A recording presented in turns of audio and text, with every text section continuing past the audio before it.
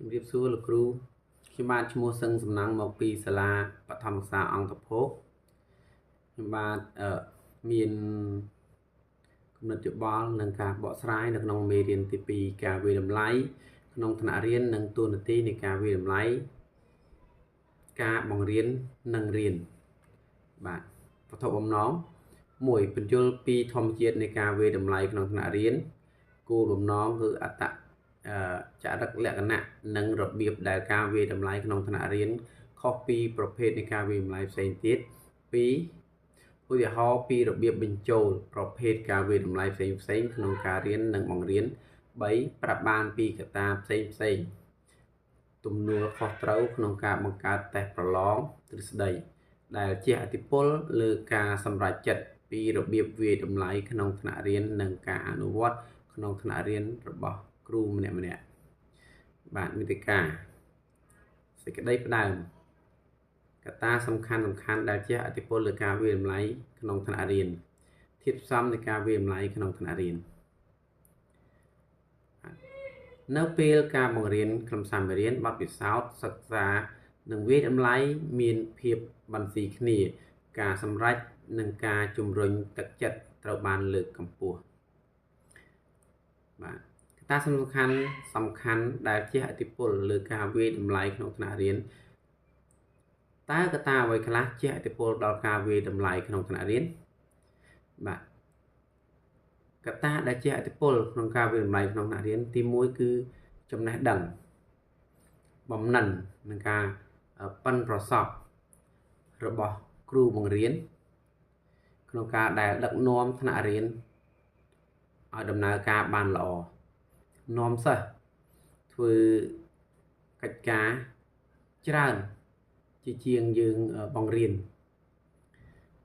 ទៀតគឺបច្ចេកវិទ្យាការប្រើបច្ចេកវិទ្យាគឺសំខាន់ខ្លាំងក្នុងការដែលយើងបង្រៀនពីព្រោះសម័យនេះជាសម័យ AI យើងអាចជ្រើសរើសយកអត្ថប្រយោជន៍ផ្សេងដែលងាយស្រួលក្នុងការជួយឲ្យសិស្សឆាប់ងាយយល់និងងាយស្រួលក្នុងការគ្រប់គ្រងថ្នាក់រៀនដូចជាយើងអាចប្រើប្រព័ន្ធបច្ចេកវិទ្យា AI តាមទម្រង់ដែលសមស្របជាមួយនឹងមេរៀនបាទងាយស្រួលសិស្សចាប់អារម្មណ៍បាទមួយទៀតគឺគោលការណ៍នៃការបង្រៀននិងរៀនទ្រឹស្ដីបង្រៀននិងមេរៀនផ្សេងកន្លែងនេះដែរគឺចង់ឲ្យយើងមានចំណេះដឹងទូលំទូលាយការស្រាវជ្រាវបង្កើនទ្រឹស្ដីដើម្បីជួយពន្យល់បន្ថែមទៅលើសៀវភៅសិក្សាគោលរបស់សិស្សមួយទៀតការអប់រំតាមប្រព័ន្ធស្តង់ដារបាទការអប់រំតាមប្រព័ន្ធស្តង់ដារគឺយើងមិនត្រឹមតែអប់រំមិនត្រឹមតែបង្រៀននៅសាលាទេប៉ុន្តែយើងថែមទាំងឲ្យគាត់មានកិច្ចការស្រាវជ្រាវយើងធ្វើតេស្តបញ្ចប់មេរៀនបាទនឹងសំណួរខ្លីៗទាក់ទងនឹងមេរៀនជាពិសេសរៀងរាល់ចប់មេរៀនយើងត្រូវតែធ្វើតេស្តដើម្បីវាយតម្លៃគាត់ថាតើគាត់អាចយល់បានប៉ុន្មានភាគរយហើយយើងគួរតែបន្ថែមអ្វីទៀតដើម្បីឲ្យបានល្អកាន់តែប្រសើរបាទនឹងការមួយទៀតគឺអក្ខរកម្មផ្នែកទិន្នន័យបាទកន្លែងនេះយើងត្រូវប្រមូលទិន្នន័យបានច្រើនទាក់ទងគាត់ជាប្រភេទសិស្សឆាប់ចាំឆាប់ចេះងាយយល់ឬក៏សិស្សដែលនៅក្នុងលក្ខខណ្ឌពិសេសណាមួយទៀតតម្រូវការថ្មីនៃពិភពលោកអន្តរទំនាក់ទំនងដែលផ្អែកលើព័ត៌មានកន្លែងនេះគឺយើងចង់នឹងថាពេលដែលយើងបង្រៀនសិស្សតើយើងគួរតែយកចំណេះដឹងដែលយើងមានបន្តិចបន្តួចឬក៏យើងអាចស្រាវជ្រាវលើថាតើនៅតំបន់ផ្សេងប្រទេសផ្សេងបាទការអប់រំគេយ៉ាងណាហើយជាងយើងអាចមើលពី curriculum របស់គេហើយយើងយកមកអនុវត្តដែលអាចជំរុញជួយសិស្សឲ្យកាន់តែមានបាទឲ្យកាន់តែល្អប្រសើរឡើងក្នុងការដែលយើងផ្ទេរចំណេះដឹងទៅសិស្សឲ្យសិស្សសប្បាយក្នុងការរៀនឲ្យសិស្សពេញចិត្តនៅអ្វីដែលយើងបានផ្ដល់ឲ្យគាត់ម្យ៉ាងទៀតពេលដែលសិស្សមានបញ្ហាផ្សេងតើយើងគួរដោះស្រាយយ៉ាងម៉េចតើយើងគួរទម្លាក់កំហុសឲ្យសិស្សតើយើងគួរទម្លាក់កំហុសឲ្យខ្លួនឯងឬក៏យើងគួរស្វែងយល់បន្ថែមសិក្សាដើម្បីយកចំណុចល្អមកពង្រឹងសិស្សមកណែនាំគាត់ពីបញ្ហាដែលប្រឈមបាទ យើងត្រូវមានគំនិតច្នៃប្រឌិតនិងបត់បែនទៅតាមស្ថានភាពពេលដែលយើងជួបនឹងការបង្រៀនសិស្សឬក៏យើងនិយាយថាល្បិចនៃការបង្រៀនធ្វើយ៉ាងម៉េចឲ្យសិស្សគាត់ចាប់អារម្មណ៍គាត់ស្រឡាញ់ក្នុងការសិក្សាគាត់ស្រឡាញ់លើមុខវិជ្ជាដែលយើងបានបង្រៀនបាទពេលនោះហើយដែលធ្វើឲ្យគាត់មានបំណិនទំនាក់ទំនងប្រកបដោយប្រសិទ្ធភាពគាត់អាចយកអ្វីដែលគាត់រៀនពេលនេះគាត់យកទៅអនុវត្តក្នុងការជួបប្រទះឬក៏ជីវភាពប្រចាំថ្ងៃរបស់គាត់ឲ្យកាន់តែប្រសើរគាត់នឹងដឹងថាតើការសិក្សាសំខាន់ប៉ុណ្ណាធ្វើឲ្យគាត់គិតគូរបានវែងឆ្ងាយមិនងាយនឹងបញ្ឈប់ឬបញ្ចប់ការសិក្សានោះឡើយបាទមួយទៀតបំណិនសង្គមប្រកបដោយប្រសិទ្ធភាពកន្លែងនេះដែរគឺសំខាន់មែនទែនព្រោះសប្តាហ៍ថ្ងៃសង្គមអូសទាញសង្គមទូរស័ព្ទសង្គមបច្ចេកវិទ្យាសង្គមព័ត៌មានបើសិនជាយើងប្រាប់គាត់មិនបានប្រាប់គាត់ច្បាស់ពីផលប៉ះពាល់ឬក៏ផលប្រយោជន៍នៃការប្រើទូរស័ព្ទកុមារនឹងទុកទូរស័ព្ទសំខាន់ដូច្នេះយើងគួរតែលើកយកផលប៉ះពាល់មកប្រាប់គាត់ក៏ដូចជាប្រយោជន៍ដែលគាត់អាចទាញមកពីការប្រើប្រាស់ទូរស័ព្ទបានផងដែរ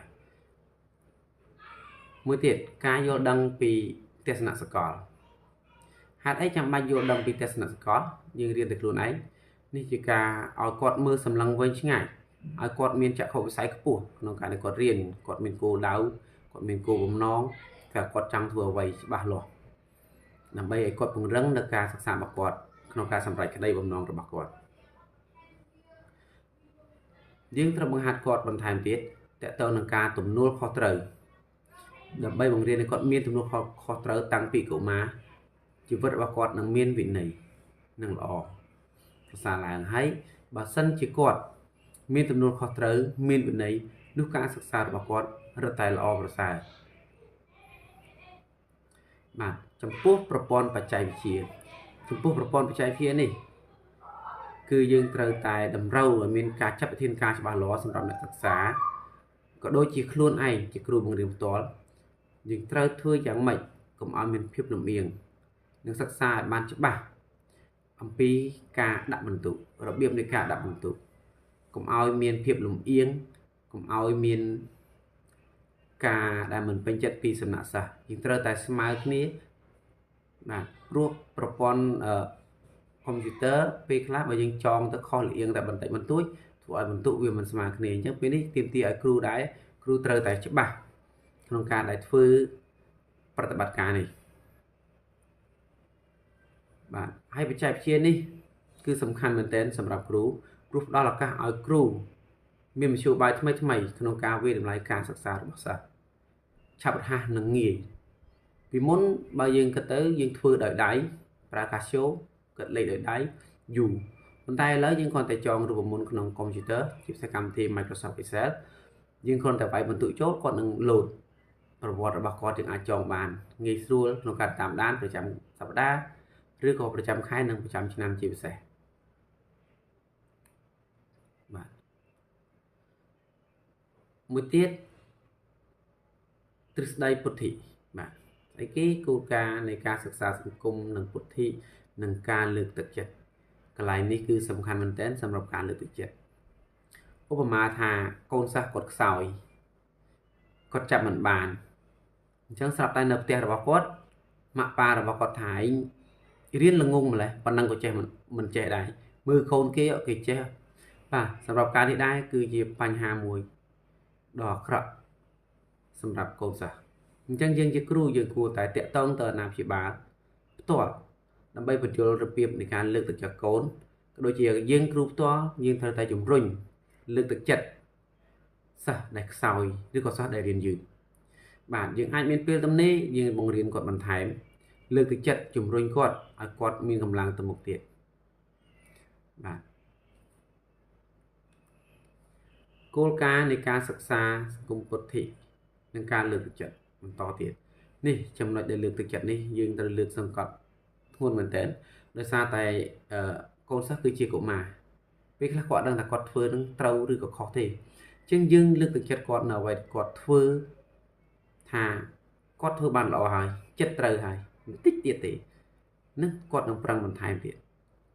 លើកចិត្តគាត់ថាខ្លួនឯងគឺជាក្មេងល្អជាកុមារជាសសរជាអនាគតសសរទ្រូងនៃប្រទេសជាតិពេលនោះគាត់គិតថាគាត់មានតម្លៃគាត់នឹងប្រឹងបន្ថែមទៀតគាត់នឹងខិតខំប្រឹងរៀនឬក៏គាត់សប្បាយគាត់ថាគាត់ជាមនុស្សដែលមានប្រយោជន៍អញ្ចឹងហើយធ្វើឲ្យគាត់ប្រឹងប្រែងរៀនសូត្រនៅចំណុចដែលគាត់ខ្វះខាតហើយគ្រូពេលដែលសិស្សចូលចិត្តរៀនគ្រូអត់ពិបាកទេគ្រូគ្រាន់តែជួយណែនាំបន្តិចបន្តួចនោះសិស្សនឹងល្អប្រសើរបាទធៀបសំនៃការវិតម្លៃក្នុងថ្នាក់រៀនសំណួររំលឹកតើអ្វីទៅជាការវិតម្លៃក្នុងថ្នាក់រៀនបាទការវិតម្លៃក្នុងថ្នាក់រៀនជាដំណើរការនៃការប្រមូលភស្តុតាងព័ត៌មានការបកស្រាយនិងការប្រើប្រាស់ភស្តុតាងនៃការរៀនរបស់សិស្សដើម្បីគ្រប់គ្រងការសម្រេចចិត្តតាមមធ្យោបាយផ្សេងអីជាភស្តុតាងជាព័ត៌មានការបកស្រាយនិងការប្រើប្រាស់ភស្តុតាងនេះសំខាន់ណាស់សូម្បីតែពេលយើងកែដាក់ពិន្ទុសិស្សសូម្បីតែវិន័យអនាម័យសណ្ដាប់ធ្នាប់របស់គាត់ការស្លៀកពាក់ការរៀបចំខ្លួនរបស់គាត់គឺល្អមានន័យថាកន្លែងនេះគឺចាប់ដើមពីការរៀបចំខ្លួននេះគឺគាត់ជាម្នាក់ដែលល្អបាទគាត់ជាម្នាក់ដែលល្អពេលដែលគាត់ចេះរៀបចំខ្លួនការស្លៀកពាក់ស្អាតបាតមានវិន័យមានសិលធម៌មានន័យថាពេលនេះគាត់ចាប់ដើមជាមនុស្សម្នាក់ជាកុមារម្នាក់ចាប់ដើមល្អបណ្ដាហើយគាត់ចាប់ដើមឃើញតម្លៃនៃការរៀបចំសណ្ដាប់ធ្នាប់គាត់ជាមនុស្សដែលចាប់ដើមមានវិន័យក្នុងខ្លួនឯងអញ្ចឹងបើគាត់មានវិន័យក្នុងការស្លៀកពាក់មានវិន័យក្នុងការគោរពបទបញ្ជាផ្សេងនោះគាត់នឹងមានវិន័យក្នុងការដែលកំណត់ខ្លួនឯងក្នុងការដែលរៀនសូត្រជាមិនខាន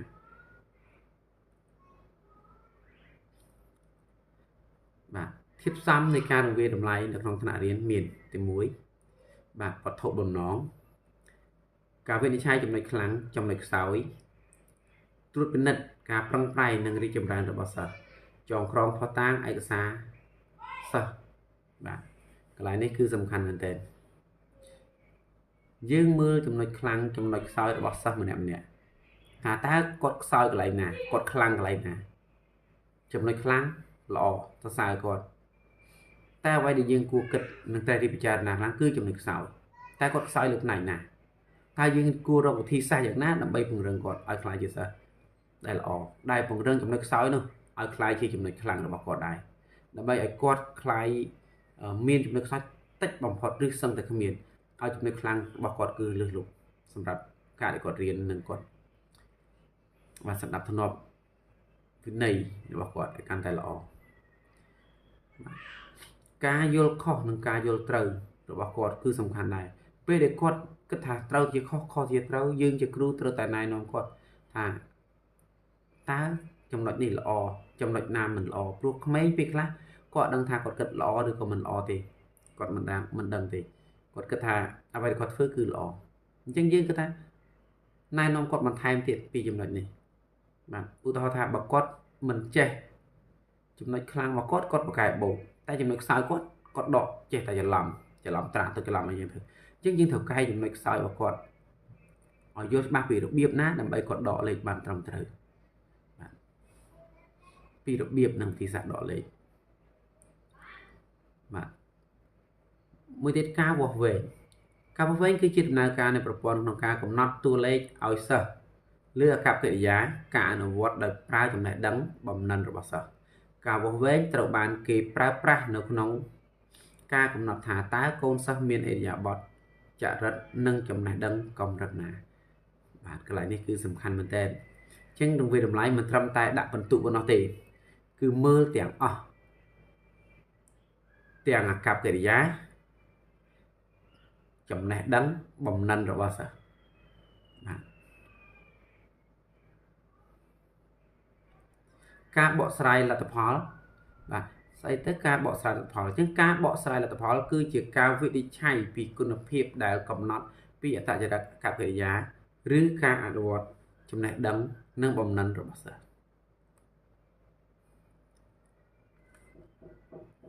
បាទធៀបសំនៃការវិនិច្ឆ័យការវាយតម្លៃនៅក្នុងថ្នាក់រៀន ទី1ការវិនិច្ឆ័យទី2ការដាក់បន្ទុកទី3ការសម្រួលការបង្រៀនការវិនិច្ឆ័យត្រូវតែមើលម៉ាត់ច្បាស់លាស់ការដាក់បន្ទុកត្រូវតែសក្តិបាទនឹងការសម្រួលក្នុងការបង្រៀនទាំងអស់នេះបើសិនជាមានភាពវិនិច្ឆ័យសក្តិយុត្តិធម៌គឺសំខាន់មែនទែនគឺសម្រួលយើងបង្រៀនក្មេងគ្មានសម្ពាធបាទអញ្ចឹងចំណុចមួយដែលខ្ញុំចង់និយាយម្ដងទៀតគឺការជំរុញនិងការលើកទឹកចិត្តសិស្សបើយើងមានវិធីសាស្ត្របង្រៀនល្អហើយយើងសិក្សាបានល្អហើយយើងយល់ពីសិស្សបានល្អហើយប៉ុន្តែយើងមិនមានការជំរុញនិងលើកទឹកចិត្តដល់សិស្សនោះគឺខ្វះខាតនៅចំណុចដែលយើងខំប្រឹងពីមុនមកអញ្ចឹងបើយើងដឹងថាសិស្សនោះរៀនយឺតសិស្សនោះខុសវិន័យយើងត្រូវតែជំរុញនិងលើកទឹកចិត្តគាត់ថាកូនអាចធ្វើបានកូននឹងក្លាយជាកូនល្អសិស្សល្អនិងពលរដ្ឋល្អកូនពិតជាទំពាំងស្នងរស័យពិតមែនកូនអនាគតកូនពិតជាមនុស្សម្នាក់ដែលសង្គមខ្វះមិនបានកូនអាចជួយអភិវឌ្ឍប្រទេសជាតិរបស់យើងសូមអរគុណ